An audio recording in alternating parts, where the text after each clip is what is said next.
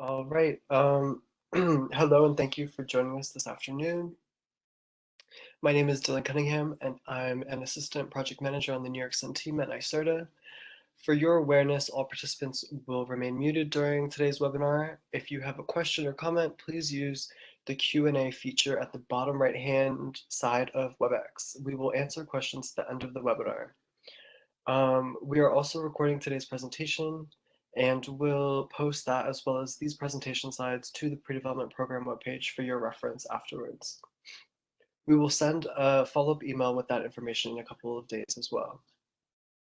So to get us started, this is the Q3 webinar for the Affordable Solar and Storage Pre-Development and Technical Assistance Solicitation, or Q3 Pre-Development Program webinar for short. So as a little bit of background, we started this quarterly webinar series in January of this year with the goal of creating an open and ongoing platform to share information and answer questions about the pre-development program with interested stakeholders. We try our best to make each webinar as informative and dynamic as possible. And with that said, Chris and I are happy to be joined by Ben Foster today from ICF. Ben will present a project that received pre-development program funding, and we are excited for all of you to hear about it. So now that I've given a little hint of today's agenda, I will share the rest of it. So Chris will start by giving an overview of the program, followed by Ben's presentation on the partnership between Saratoga Springs Housing Authority and Common Energy. And we also set aside some time to have a separate Q&A on that presentation. So from there, we'll transition to program updates, followed by an in-depth look at supported activities, a touch on how to apply, and then end with a final Q&A and a reminder about future webinars. So with all of that, thank you again for joining us today, and I'll hand it over to Chris. Thanks, Dylan, and thank you again to everyone for registering and joining this webinar. As Dylan mentioned, we'll kick things off with a brief overview and refresher of the webinar. And as Dylan mentioned, this webinar will be recorded and uploaded to the pre-development program webpage on the NYSerta website.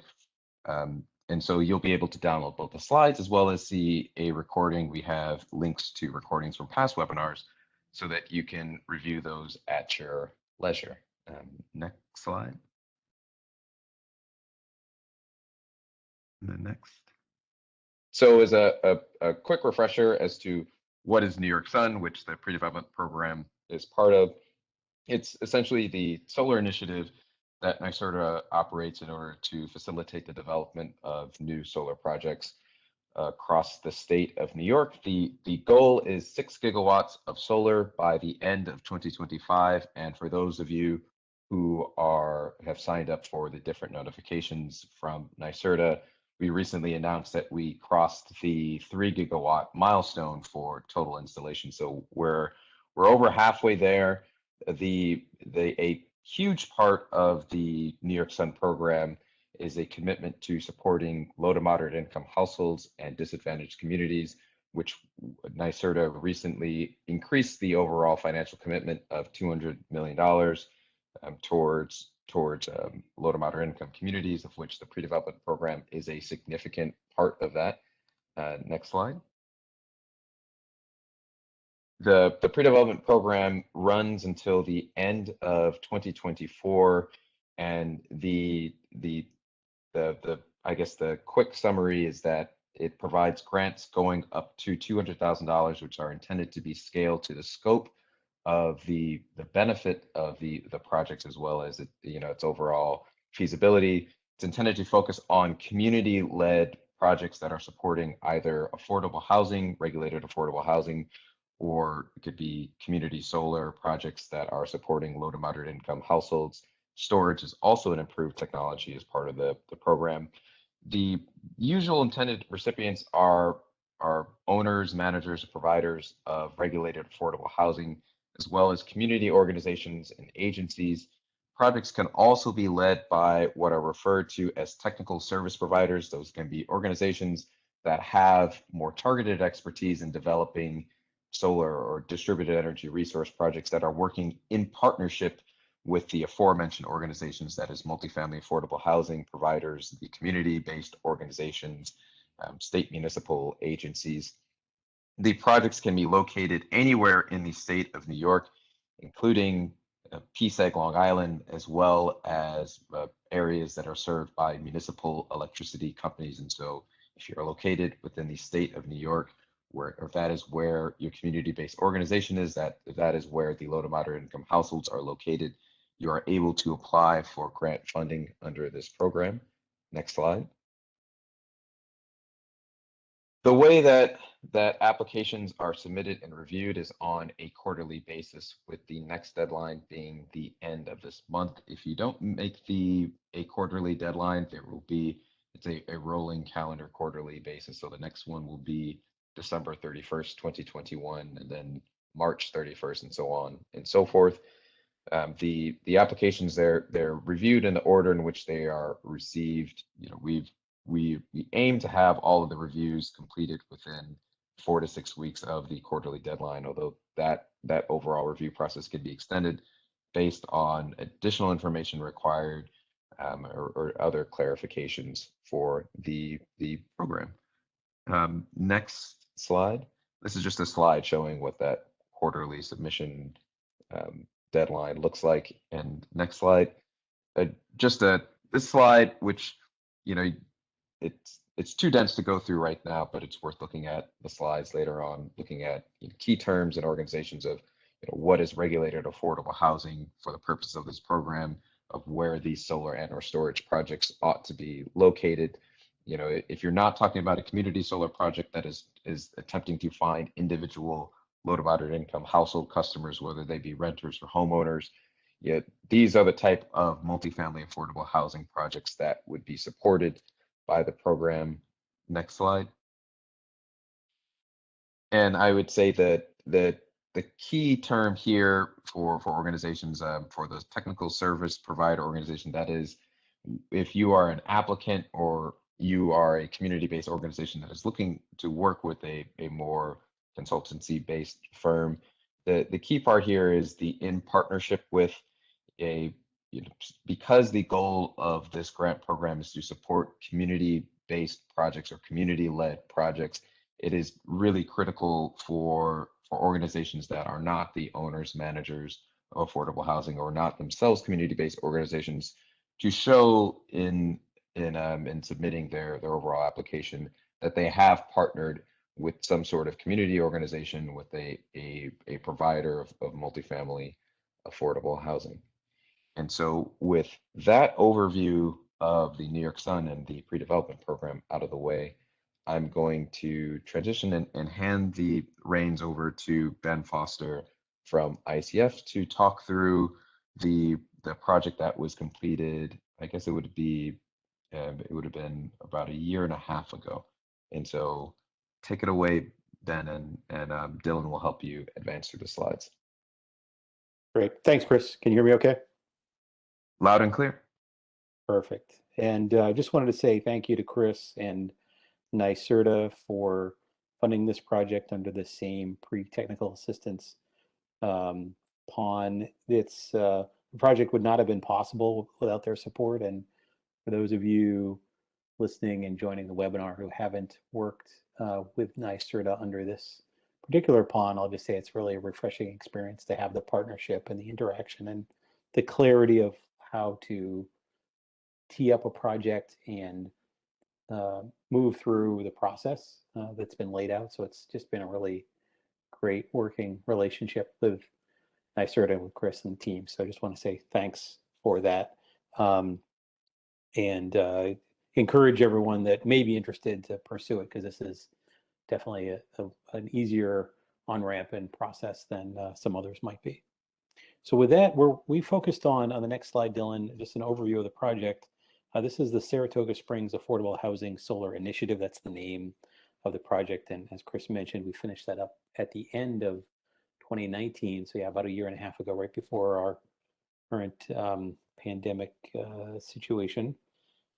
This is in partnership with, so we'll use the terminology that Chris just laid out, because I think it really helps for others that are interested in pursuing projects to use the same terminology. So this was in partnership with the Saratoga Springs Housing Authority. It's a public housing authority based in Saratoga Springs.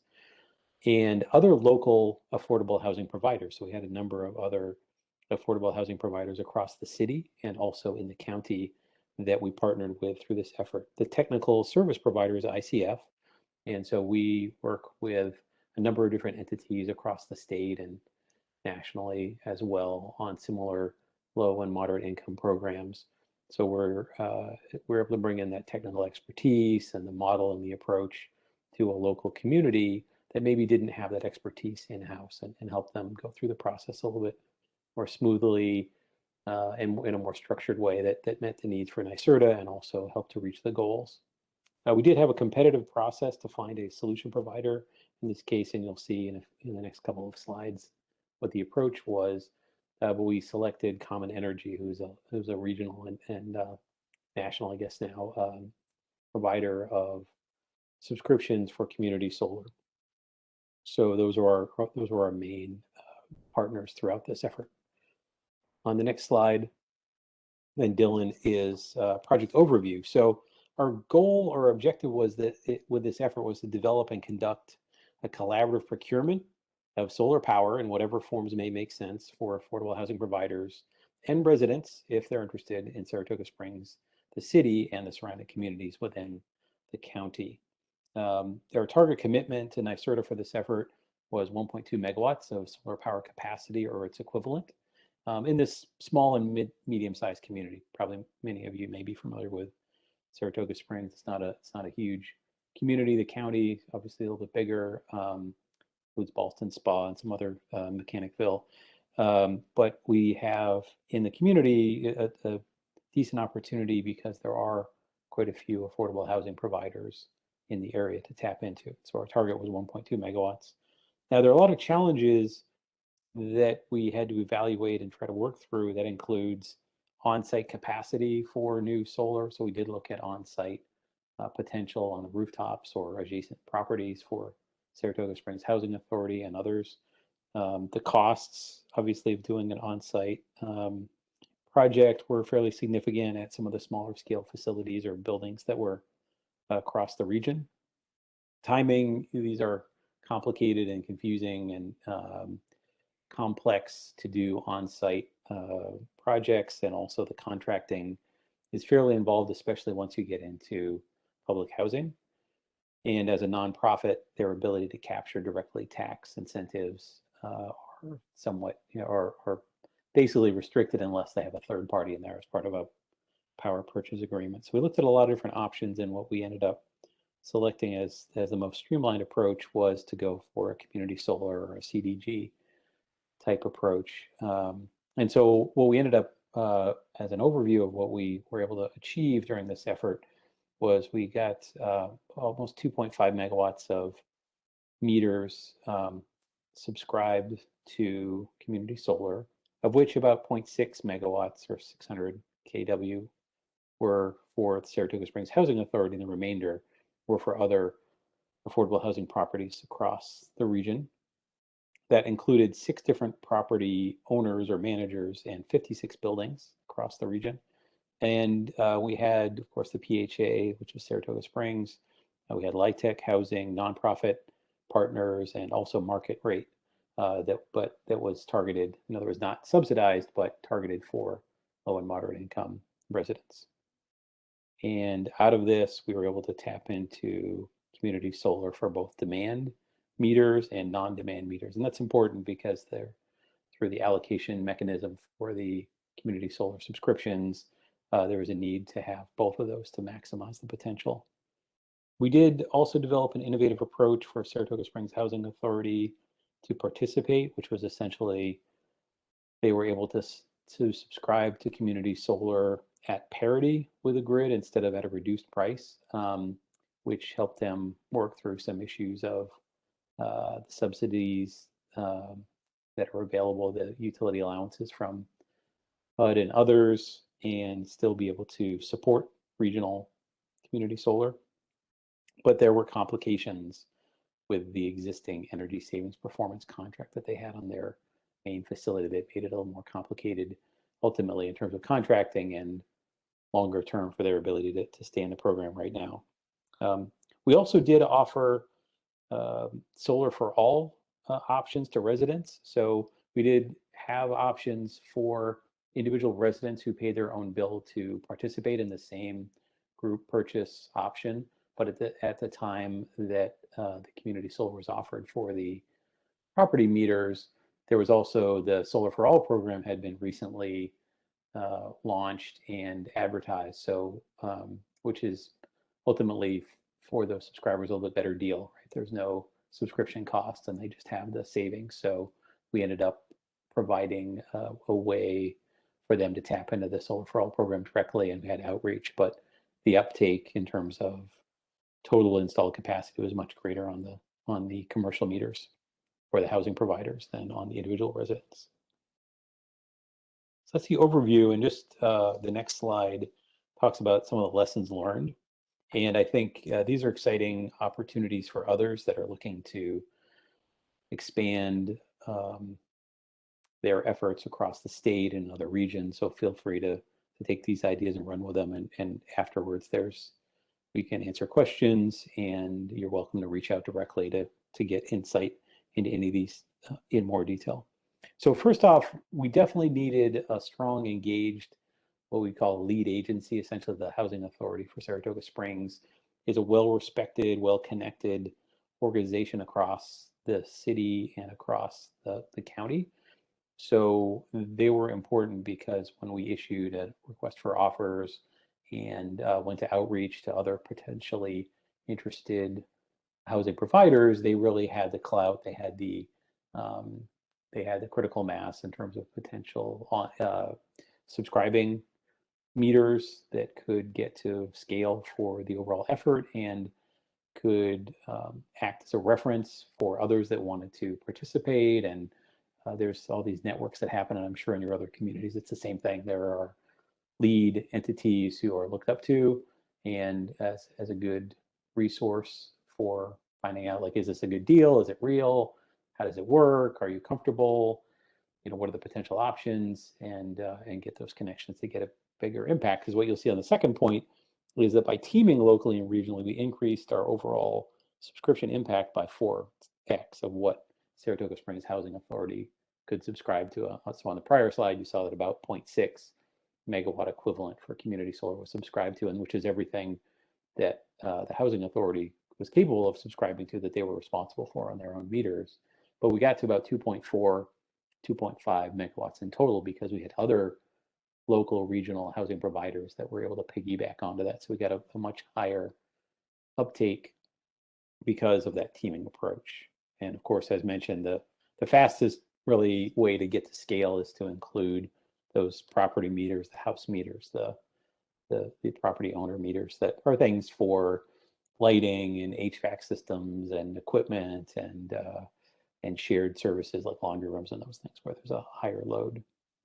We did, of course, find, and for those of you who are in the space, that the HUD accounting rules and process and the uncertainty over how it's handled for community solar, especially with energy service contracts, that it creates hesitancy, it creates risk because of the uncertainty of the contracting and how to make it work and the utility allowances and the rest. And that was definitely a concern for the Housing Authority, but fortunately for those other properties who don't have the same mechanism, and it was essentially Section 9 housing, that they were able to contract, and it was a smooth process, and there weren't the challenges. So just for those HUD accounting rules for essentially the Section 9 housing, it's a bit of a challenge, especially when combined with the energy service performance contracts.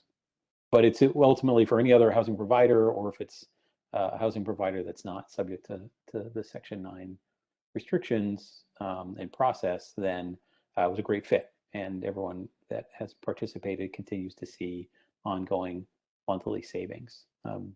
We do see, as probably others do as well, that the RAD conversions, which is the Rental Assistance Demonstration Program under HUD, to convert from Section 9 over to Section 8 or different structures for financing and for reimbursements. We see a lot of that happening in New York City, and regionally, the Saratoga Springs Housing Authority is going through that process as well.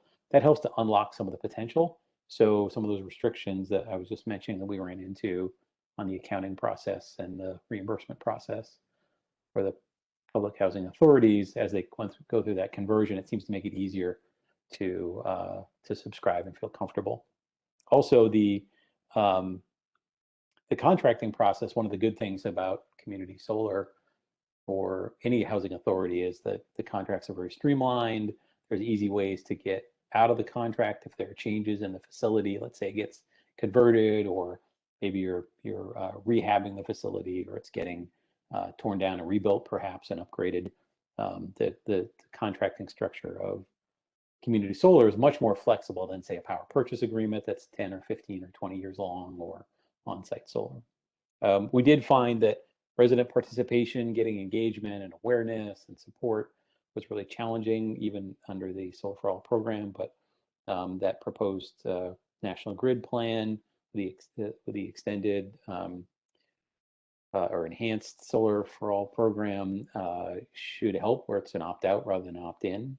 Anything along those lines seemed to really get the benefit in the hands of those individual low and moderate income residents faster than trying to do the individual outreach and engagement and signups. So I think those are some of the highlights of the lessons learned at that. I'll pause and see if we have any questions.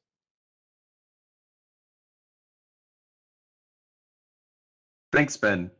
Really appreciated the presentation. I wanted to, I think, I'll pause to see if there are specific questions on your portion. But what I wanted to kick things off was to talk about something that you spoke of early on, which was the decision to transition to a community solar project away from the on-site installations, because I know that was one of the things that initially the Saratoga Springs Housing Authority was looking at, looking at different locations. And I was wondering if you could speak to that decision-making process and the amount of time that it took to go from, initially of looking at, possibly community solar, possibly supplemented by on-site, a combination of both, maybe only on-site, and then settling on just the community solar portion. If you could speak to that briefly, and then Sure. And I'll see if there's any other questions that come in on your portion about the Saratoga Springs project. Great, thanks, Chris. Yeah, that's a great question. We started with an open slate of assumptions on what would be possible, and that was partly to make sure that we didn't miss something, but also to make sure that we're working within the spirit of this, which is to provide technical assistance to those housing providers. So we started by doing feasibility assessments for all the properties that wanted to participate, meaning we looked at the rooftop size, condition, and we talked to property owners. And in a couple of cases, we went out to visit the properties themselves. We collected utility bills to understand what the total usage was. We talked to the property owners about what their plans were for the building. Is the rooftop recently replaced, or are they going to maybe do some major work? And so as we reached out, we looked at on-site as the potential, and we found that some properties had some significant on-site potential in terms of the roof orientation and the age and the condition. But there were some challenges because for on-site, there's a cost associated with that and some complexity operationally that we had to overcome, just because it interrupts the normal flow of things, right? It's a new project, and they're used to capital projects being for more homeowner or resident tenant comfort and safety and those things, rather than the energy specific, or if they're doing energy related projects, it's upgrades to boilers or to lighting or something along those lines. So we looked at all those options, and we realized that we could probably, even for those facilities that had decent technical potential, meaning that solar could fit on the roof and it was the age and these other factors worked out, which was not the majority, was the minority of the facilities. But even for those, on average, we could probably get to 30 to 40% offsite of the total energy used on site. So there were a lot of constraints in terms of really maximizing the potential. So that's why originally when we teed up the project, we targeted 1.2 megawatts, because we knew that there would be some constraints. And we found that that was probably commensurate with what could be possible on site. I think we ended up probably finding maybe 800 kW, 0.8 megawatts of on-site capacity potential. But then when we looked more broadly to try to maximize the impact and maximize the usage of renewable power, then we really found that doing an off-site effort under community solar really helped us get to larger scale faster. So we did look at on-site from a number of different angles, but we really couldn't get to the same scale and speed as well of deployment as we could with community solar. So not sure if that exactly answers the question, Chris, but that was our approach and how we came to the conclusion of pursuing community primarily. No, that's great, Ben. And I wanted to switch to another question that comes up a lot in conversations that I've had with a wide range of organizations, especially with housing authorities. And you spoke about the energy services performance contract. And I was wondering if you could, I guess the question is if you could expand upon the challenges in Section 9 housing where an energy service performance contract, but maybe echoing the conversation that we had with the director of the Saratoga Springs Housing Authority recently. I don't know if you could speak to, I guess, what would have been different in terms of how either the community solar project and that subscription would have been structured if there was not an energy service performance contract in place for the Section 9 housing. Right. Yeah. I don't know if that question is clear. Yeah, it's clear. Hopefully for the attendees, they're somewhat familiar with some of these issues, the background. So I won't go into the larger background of how the HUD programs work, but just to say that when you have an energy service performance contract in place, that locks in a number of variables in terms of average energy cost and energy savings, and it really defines the economics of the project that's being funded. So if we step back, and ESPC is really structured so that major upgrades to energy systems in that particular building can be financed over time. And so that financing comes out of the cost savings. And so the cost savings have to be based on a baseline price for energy. So whenever you change the baseline price or the ongoing price for energy, it gets convoluted in terms of how it impacts the economics of that initial project. And it also could impact what the utility allowances are that come from HUD under their formulas. So those are things that are contractual and outside of the energy use itself and sources, right? So a lot of housing providers will have, because it's a competitive market here, might have a competitive supply already from a third party. They might come from their primary investor-owned utility or other, but it might come from a third party. So, the sources are fine, like contracting, actually making a contract with a community solar provider or any third party is okay, and that happens all the time. It's just when you enter into it from a steady state and it changes the baseline, that becomes a little bit complicated in terms of what it does to the existing project and the relationship with HUD. So what we're hearing from the Housing Authority and from others is, as they go through that RAD conversion process into Section 8 housing or some other structure, to where they have full control over their utility bills, and there's a calculation that works differently and more independently of the current process that they have, that it enables them to jump into whatever structure makes the most sense. So I think the good thing with community solar is it's really flexible. The contract terms are very flexible. And it ends up that the Housing Authority, while they had a good experience with the process for their specific house meters, they actually ended up getting out of the community solar just for their meters. So for that 0.6 megawatts out of the 2.5 this year, they ended up, as they're going through the RAD conversion process and other considerations with the ESPC, they ended up actually terminating that contract for now. Really appreciated the opportunity to participate, and are looking forward to getting back in once they complete the RAD conversion process. But in the meantime, they're able to easily sort of change the contract and or at least get out of it for now while they needed to change the way that they handle the utility allowances. So one of the benefits that we see of community solar is it's easy for a contracting perspective to get into, but then also if you need to make changes later on, or you have changes to your facility or ownership structure, you can transition that fairly streamlined without any penalties or downside or contractual risk, which is something that I'm sure that all the housing authorities would be concerned with. Thanks, Ben. Yeah, and so if I'm just summarizing it briefly, there are a number of housing authorities and affordable housing organizations that are under a variety of structures, and if they've entered into just to summarize in brief, an energy services performance or energy performance contract that mandates a certain amount of savings that a property or buildings must undertake over a period of time. I guess what we saw with this particular project is that the way that savings accrues in general for community solar can have some adverse consequences, and the transition to Section 8 housing, that's where the more flexibility is coming in.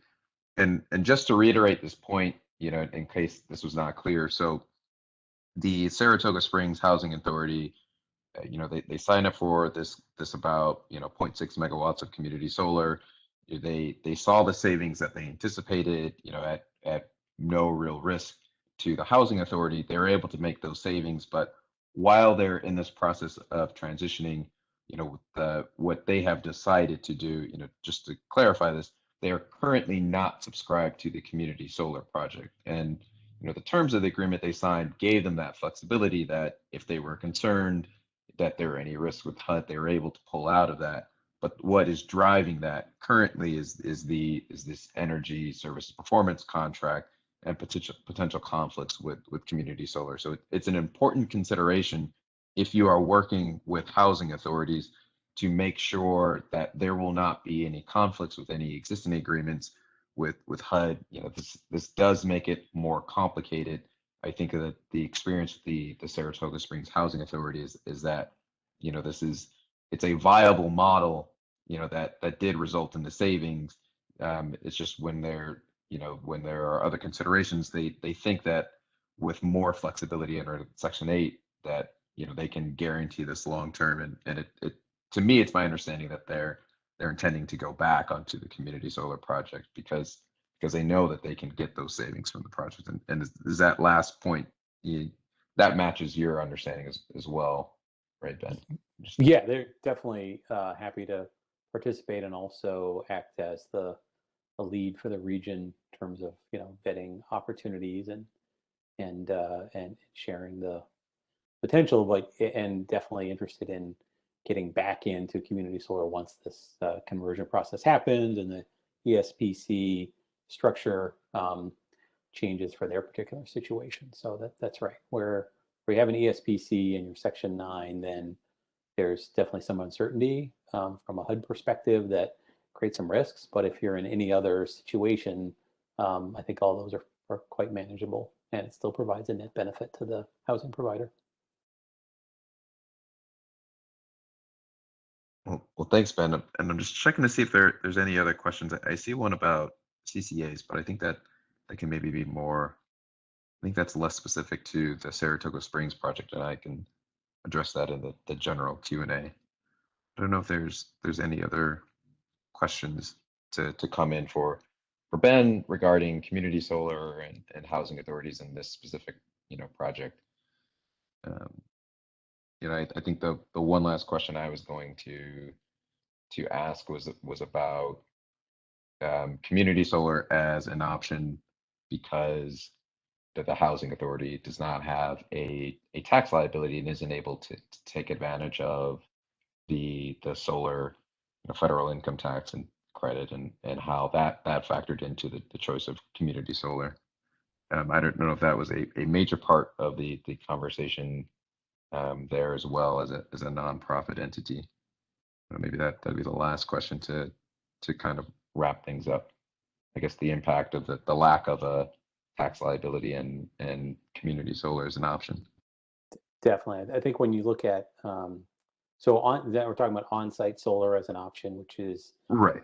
can definitely create, net cost savings, but there's a capital expenditure up front, and the federal tax rules provide an incentive to help defray that cost up to, including accelerated depreciation, maybe 40 to 45% of the total installed cost. But you must be a tax-paying entity with a tax liability in order to really effectively capture that in the short term. And so most, or all public housing authorities would not fit that definition. Or if you're a nonprofit housing provider, as some are and some of the participants were, then you've got to pay full freight. Now, there are some additional incentives for those types of entities, through the NY-Sun program and others, but it makes it really challenging financially to do that relative to a for-profit entity that's trying to take advantage of solar on site. So we looked at that, but the equation was not as strong as being able to save, let's say, 10% on your utility bill from subscribing with no capital up front and projects available in the short term. I mean, it's really it is really compelling to want to go for something, especially in these situations where you can't capture the tax benefits directly. And you could bring in a third party PPA, power purchase agreement provider who is able to take advantage of those tax credits, although there's a cost associated with that, so they're not all conveyed to the end buyer of that power.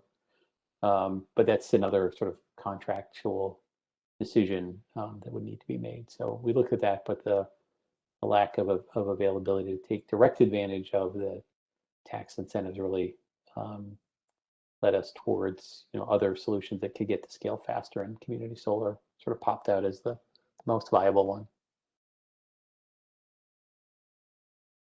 Well, thank you, Ben. And actually, I'm seeing Dylan. I don't know if you could go ahead one slide with Ben's contact information is on there. But Ben, thank you very much for joining us and for talking through the Saratoga Springs Solar Initiative and talking through, I guess, what the experience is and the success, and I think we dipped in a little bit on some of the challenges as well. I hope the attendees found this discussion useful, and again, this presentation recording will be uploaded onto the pre-development program website, and so if you wanted to watch it again, or excuse me, listen to it again, or forward it to any of your colleagues, would strongly encourage you to do so. But Ben, thank you very much for joining and for talking through this program. Yeah, thank you, Chris and NYSerta, for the sponsorship and the partnership on this. It's been a great project and great experience. So thank you. All right, so let's shift things on to talking through program updates. And so next slide, the real focus on the updates is going to be on the Inclusive Community Solar Adder, which was recently introduced into the, excuse me, as a new incentive to focus on incentivizing the development of projects that would service low to moderate income communities as well as disadvantaged communities. And there have been new requirements that have been added to the pre-development program because there's likely going to be some overlap there, and so we've slightly changed the requirements there. Next slide. So for those who are unaware of the Inclusive Community Solar Adder, the goal here is to provide an incentive for larger scale community solar projects that are going to dedicate a certain capacity to low to moderate income households, whether they be single family households, affordable housing, as well as certain eligible subscribers that are located within disadvantaged communities. That term disadvantaged community is still in the process of being defined at the moment. And so, obviously both the adder as well as subsequently projects that would be supported through the pre-development program are subject to those changes. NYSerta will post any updates on the definition of disadvantaged communities. There's a website where we can provide, or that provides more information on how the inclusive community solar adder works. Next slide. So the key, or I guess, is a brief overview of the inclusive community solar adder. Essentially, a project, in order to receive this added incentive for any community solar project, they must confirm that they are dedicating a certain amount of capacity to low to moderate income households and eligible subscribers in disadvantaged communities. There's a lot of flexibility as to the type of customer that will be targeted, but in order to receive funding for this, there's an initial round where there is a fairly high maturity target in order to receive the adder, but you can have a new community solar project to receive the adder. You are also required to submit a significant amount of information on how you will be marketing the community solar subscriptions to these customers, as well as minimum requirements for the value of the credits that will be provided to those customers. Next slide. So we can get into how does this tie into the pre-development program. Essentially, in order to include a project that will receive the inclusive community solar adder in a grant application that includes pre-development program funding, if you're intending to use one of these projects and to have some overlap, there is a higher threshold of approval for these inclusive community solar adder projects, whereas initially you would only need to dedicate 20 to 40% of the, or I guess a minimum of 20% of the overall community solar project allocation to get the inclusive community solar adder. If you are intending to apply for a pre-development grant and this community solar project receives the adder, you would need to reach a minimum threshold of 60% of the overall project capacity going to eligible subscribers. Additionally, instead of a minimum bill credit savings of 10%, the minimum bill credit savings would need to be at least 15%, so it's a little bit higher. And there would also need to be a documented partnership with a community-based organization, which typically, under the inclusive community solar adder, is something that would only be required if you were going for the higher incentive for environmental justice related projects. And so in summing, in brief, for the inclusive community solar adder, which is an incentive that is in general, the projects that are being targeted for the inclusive community solar adder, there will likely be some overlap with projects that would be proposed as part of the pre-development program. If you are intending on applying for the inclusive community solar adder and pre-development funding at the same time, you will need to show that the project has more significant commitments both to low to moderate income households and disadvantaged communities, as well as a higher benefits of at least 15% bill credit discount as opposed to 10% bill credit discount. The summary of these requirements, they have already been added to the solicitation summary document. And so if you have downloaded that document as of a month ago, there is a section on inclusive community solar adder projects and pre-development program that would explain these details.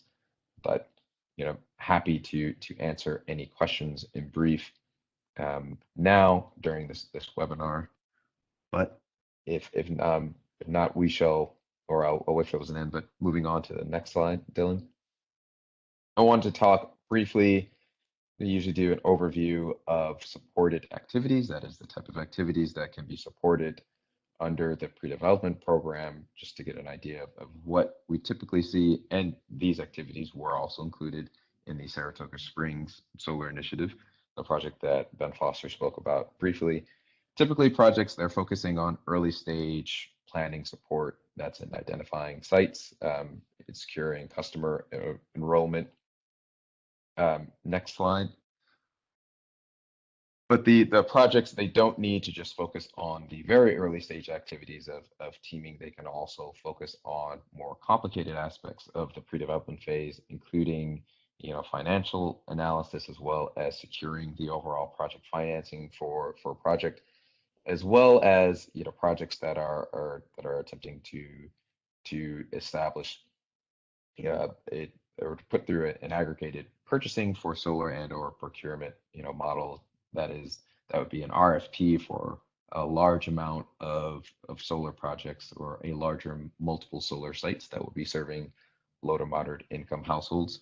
Again, this is not, these two slides, they're not an exhaustive list, but if you are new to the pre-development program and you're curious about it, in general, these are the type of activities that have been included, and this is typically what projects look like that match the overall eligibility criteria and supported activities. Next slide. Lastly, or second to lastly, I'm just talking about how to apply. Next slide. Essentially all applications, they're submitted online. There's a summary or page for the pre-development program, which is hyperlinked here, and you can it's also I think the slide is provided at the end, but happy to send that link along to anyone if you're unable to find it. But there's also the funding opportunity page, which is where all program opportunity notice or PONs are located for NYSerta. The pre-development program, its full name is PON 3414, Affordable Solar and Storage Pre-Development Technical Assistance Program. And that's where you will find all of the necessary documents that would be required in order to upload an application. Again, projects are reviewed on a calendar quarterly basis. For the online submission portal, there's no restrictions on submissions in terms of, if you submit before the quarterly deadline, we will look at whatever application you instruct us to look at. So if you notice that you have made an error in advance of the deadline, please let us know, and we will look at a subsequent upload. You're not restricted in that way. And with that, we will transition to the Q&A portion. And we've already had a few questions come in, and so I will start with those, but feel free to add those to the Q&A function through WebEx, and we will address those. The first question is inquiring whether local governments can apply for pre-development grants. The answer is yes. Local governments are intended recipients for pre-development grants. The one thing I will say is that in general, for the pre-development program, there needs to be a connection to affordable housing, low to moderate income households, and customers who are the intended beneficiaries of these solar and or storage projects. And so, for a local government agency, if a municipality is managing an affordable housing property, that establishes a direct connection. If there is an intended target of developing a solar and or storage project on municipally owned or local government owned property, that's where the direct connection. If the local government entity or municipality does not have an obvious connection to regulated affordable housing or low to moderate income households, it would be critical and important for that application to establish how it is that I guess low to moderate income households would be benefiting from these projects. What is the connection? How have they been identified? How will they be involved? And so, yes, local government should be. We encourage them to apply.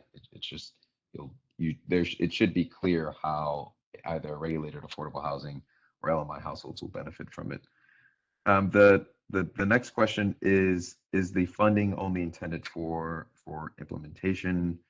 I guess if they show that feasibility to plan implementation, the full list of eligible activities, supported activities, as well as ineligible activities is included within the solicitation summary document. And so I would strongly encourage you to look at that closely as for the full letter. But what I can say in brief here is that there is a restriction on hardware installation and as well as standard operating. I guess I think the language is standard or regular business activities, of companies that are not intended to be funded through this program.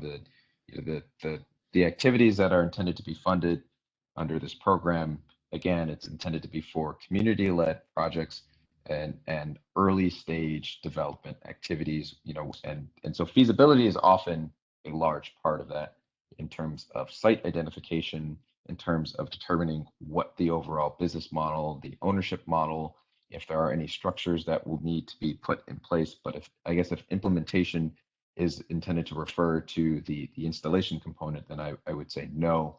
If implementation is how you are framing that sort of early stage development activities, such as identifying the site, establishing the team, overall planning, establishing the business model, then the answer to that question would be yes. And then there's a question of whether the resident participation challenge can be overcome through CCA programs. So that's maybe a bigger question than just the pre-development program and the type of projects that it addresses. But what I would say is that there's not I mean, I guess when I'm speaking about the pre-development program, I think about what is eligible and what is ineligible for funding. If this question is, could a CCA program that is focused on low to moderate income households be included in a pre-development application? The answer to that is yes. Although more broadly, I would say a lot of pre-development grants are focused on connecting the residents and low to moderate income households to solar projects. And so there are a lot of different ways in which you can connect low to moderate income households and disadvantaged communities to solar projects, whether that be a CCA or an outreach campaign that a community-based organization is putting together. That would be up to the program applicant to decide. I guess what would be the best route. And so I'll pause for a second to check to see other questions.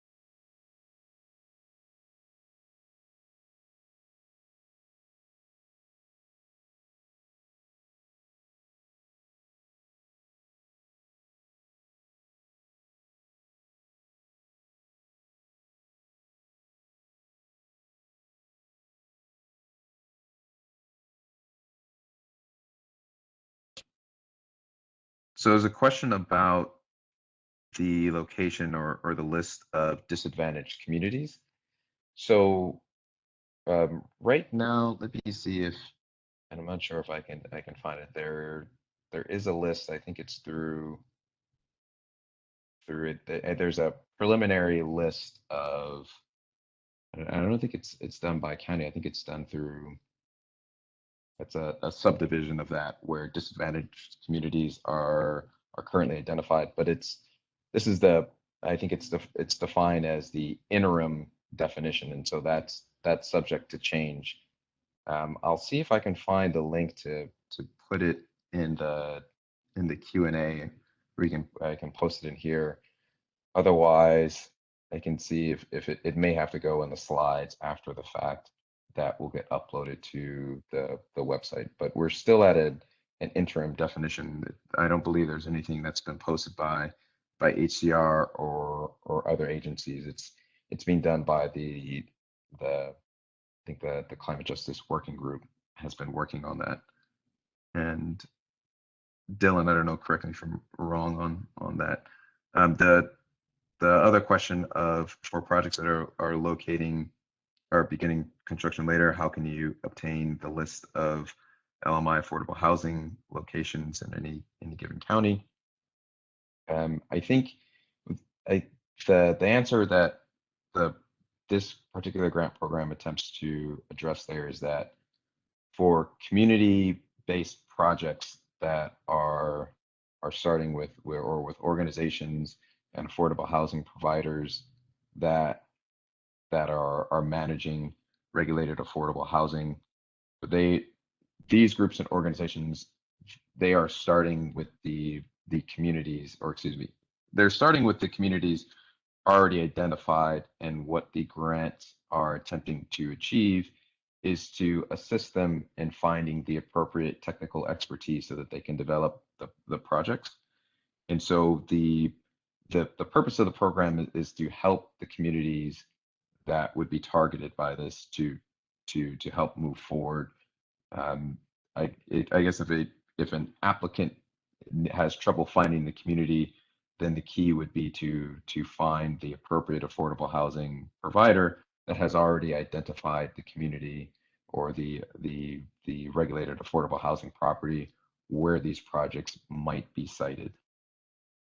And let me see if I can find a link to the preliminary definition of disadvantaged communities, and I can post that in there. And I'll also pause to see if there are additional questions.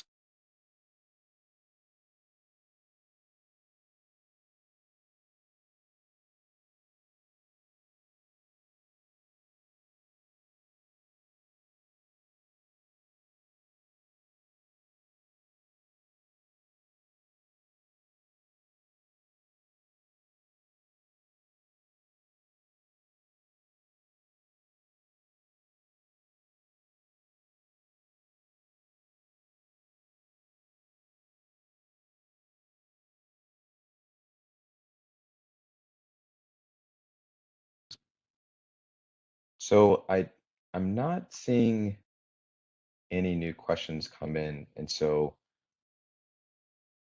we can probably wrap up this webinar. I will follow up on the preliminary definition of the disadvantaged communities link, so that I can share where that map is currently located with the person who sent in that question. But with that being said, thank you all for joining this Q3 webinar on the pre-development program. I hope that you found it informative, especially the presentation from Ben Foster speaking about the Saratoga Springs Solar Initiative. We will post a recording of this webinar as well as the slides on the website. And please feel free to reach out to me with any questions about the program. Thank you all, and please enjoy your afternoon.